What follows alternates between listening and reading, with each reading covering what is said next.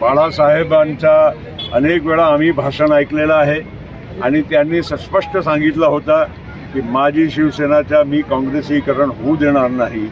आज स्पष्ट दिसते की काँग्रेसीकरण म्हणजे काँग्रेसपेक्षाही जास्त काँग्रेसीकरण आजच्या मशालवाल्या शिवसेनाचं आहे. महाराष्ट्रामध्ये आजचा जो वातावरण आहे 101% आमच्या महायुतीच्या सरकार हमखास निवडून येणार आहे, स्पष्ट बहुमत मिळणार आहे आणि चांगली संख्या आमची राहणार आहे.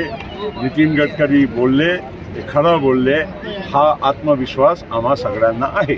स्वयंभू घोषित कोणी भावी बनत नाही.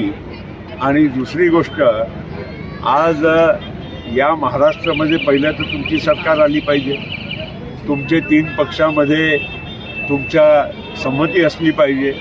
राहुल गांधी त्यांचे नेते आपल्याच गोंदियामध्ये येऊन ते सांगून गेले की कोणाचं नाव असं मला वाटत नाही.